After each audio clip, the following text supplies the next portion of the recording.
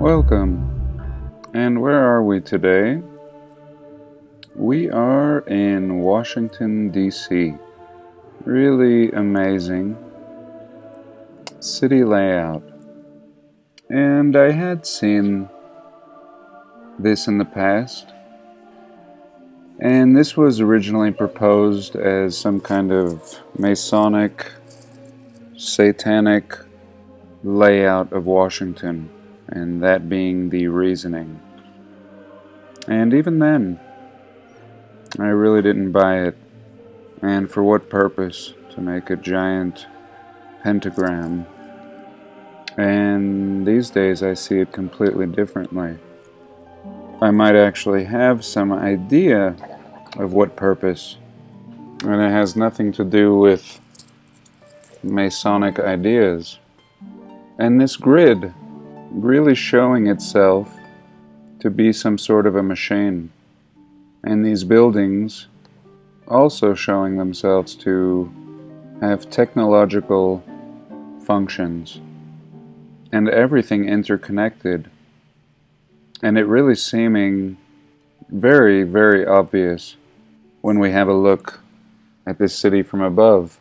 Now, it may be one thing to discuss the plausibility of people building these buildings that we so often look at in the 1850s, but to survey and lay out an entire city in this fashion without the use of lasers and high-tech equipment is completely unrealistic, and probably as unrealistic as a group of men controlling things, any government or any people. When we look at things like this is beyond man, or at least modern man. We don't have the resources or manpower or even desire to create things on this scale. And yet every single major city in the world is laid out in this intricate, technological, and really sacred geometry type of fashion. And even when we look at star forts around the world, these star shapes having a much grander function and working in harmony with the grander laws of nature, as we see with the water crystals freezing under microscopes, or even the designs of the radiolaria. And so it is one thing to marvel at the structures, and as if that's not fascinating enough, what about the entire ground that we're standing on? And I am proud of those that fight the powers that exist in plain sight. But personally, I believe that this is so much grander, once again, than any people, country, religion. When I look at the layout of these cities, I am reminded of how much bigger this picture really is. And we could fight men all day long, and I believe we would be no closer to the real controllers of this realm. And again, it's one thing to even wrap our heads around who created these amazing structures, but I think it's a bigger question to ask, who created these grids? And I believe that whoever created these structures was a much greater people than our own. And when I look at these grids and the complexity and compare them to the years we're told these cities were created, this is a complete shattering of the narrative. And presently we are watching the destruction of all of these great buildings. But this grid that really connects them all seems to be indestructible. The entire fabric of our physical realm. And here real quick, I just wanted to share what the underlying root of this layout might be. These ideas for the underlying grid of our cities was shown in this global vision video called Lost Harmony of the Crystal, and how this really seems to resemble this pattern, and it really seeming as if it's a fundamental building block, not only found in nature, but clearly in the structure of our cities. And how often they tell us that these star forts are simply designed by militaries in the early, mid, and late 1800s, and yet to create things like this, star forts and, even the cathedrals' ceilings, oftentimes incorporating these same patterns, one would have to understand certain advanced complexities, such as this. And we see these same patterns found in the Mandelbrot fractals. And this being my favorite part, how one must understand these principles in order to create such intricate and beautiful works of art. And what we see is that they're not really works of art at all. These are designed with purpose and based on specific equations. And every equation would have a different effect to the surrounding area. And very, very advanced. And I'm just going to leave it at that. But really, really amazing. And not random. And not just the expression of a mere man. Something much grander with a greater purpose. And I'll leave the link to this video below. Very fascinating. And forgive me, I was going to show you something in Peru, but I'm just going to jump to this Kowloon walled city in Hong Kong. And it was said that this was originally a Chinese military fort, an ungoverned, densely populated settlement in Hong Kong. And it was only about 5 acres, according to this story, yet it contained about 50,000 people. 50,000 people on about 5 acres, and here's a little look, and just astonishing.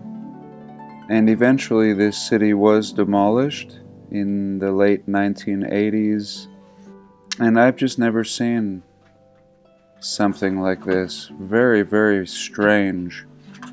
And how many more neighborhoods like this may have existed?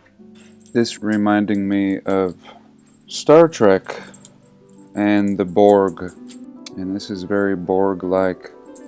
Just housing packed on top of housing from the tops and from the sides. In 1987, the government announced plans to demolish the walled city after an arduous eviction process. Demolition began in 1993 and was completed by 1994. So they went in here and just booted 50,000 people who've lived here for who knows how long, and who knows how old this city could possibly be. I believe they were telling us it was from the Sioux dynasty, and to present day, just a small portion of the wall remaining. A building and the remnants of its southern gate. And here's a little look at it from Google Earth. And now it is a park, of course. And very interesting, this region right here next to it. They're not really allowing me to get a good look. And here briefly, I just wanted to show you the Iowa Sioux City Corn Palace. A very similar World's Fair type event. And this was the Corn Palace. And I think I'll skip the story today, but I just wanted to share that. Very fascinating building of the past in Iowa. Oh, and here's another one in South Dakota. So South Dakota also had a corn palace. Maybe just not bothering with the whole World's Fair thing and just telling us it was a corn palace. Let's have another little look. This one having a pretty good resolution and just beautiful. And perhaps they'll tell us it was made out of corn. You know, actually it may very well be made out of corn. Not looking very permanent actually, but very ornate. And perhaps this will be something to explore a little more in another video, because this is really interesting. Actually seeming temporary and yet built by masters. So I don't know what's going on here. Not looking like anything else that we've looked at except for the overall design. Very interesting. And I'm afraid we might just have to get a little more information on this. In 1887 to 1891, the people of Sioux City celebrated the autumn harvest by featuring the construction of a large building in downtown called the Corn Palace, covered in corn and other grains. The Corn Palace Committee hired architect W.E. Loft to create the plans for this first Corn Palace structure. His original plan called for a building of 58 by 58 feet. Soon the planners decided to enlarge the building to 100 by 100, and the final size encompassed more than 18,000 square feet of floor space. The budget originally went from $5,000 and later $25,000 was the final price tag. The biggest palace yet, in 1890, featured a 200-foot main tower and 6 100-foot towers. And to further advertise the Sioux City Corn Palace, officials sponsored a special train, the Corn Palace train, to make a tour of the eastern seaboard. The band was on board, playing tunes along the way to help attract attention. The cost of the trip, including fares, decorations, and everything else, was about $20,000, paid for by businessmen of Sioux City. They all considered it a good investment. The 1891 Corn Palace, just mind-blowing. And the 1887 one, really amazing. Workers built a wooden structure, and soon every inch of wood was covered with corn and grain.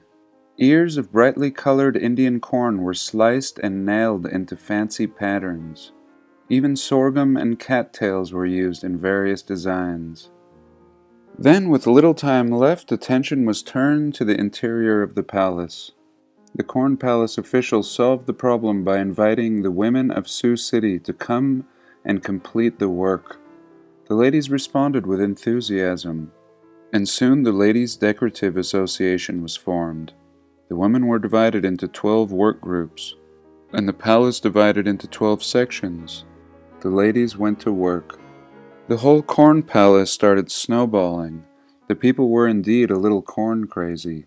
They built great arches at the major intersections of town, some measuring 50 feet high.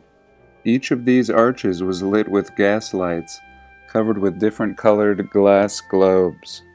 Workers laid 2 miles of pipe in order to light more than 7,000 gas lights. In October of 1887, the Corn Palace officially opened. Each day brought a new parade, 140,000 people attended the festivities. Many prominent people came to see the amazing palace, including Cornelius Vanderbilt and other Eastern capitalists. So really amazing, as they tell us originally built out of wood and a corn facade, along with other vegetation. Really strange, and really seeming like, again, a building that was under construction and at best was covered in corn. And this story is just remarkable. Corn or no corn, these buildings are amazing, with trains running through them. I mean, just over the top. And for 170,000 people, I'm not even going to get into the narrative and how many people actually were in Sioux City, but a really fascinating story. And we'll just leave it at that. And here I just wanted to show some of these abandoned or ghostly cities in China. Now, they have cities that can house millions, some of them 64 million people alone, with nobody on the streets and nobody occupying these buildings. And what were these buildings built for? Again, if we were to take pictures, as we just saw here, these reminding us of the pictures we see of the past. Built out cities void of people. And this is in modern times, of course, but having an eerie and similar feeling to see entire abandoned cities. And, you know, if this footage was seen in the future, they might ask the same thing as we're asking of our older photos. Where are all the people? And this is ripe for the creation of a history right here. And are these set up for future resets? And I think I'll just leave it there for today. I do hope you enjoyed, and thank you so much for joining me. Do have a blessed day, and please like, comment, and subscribe.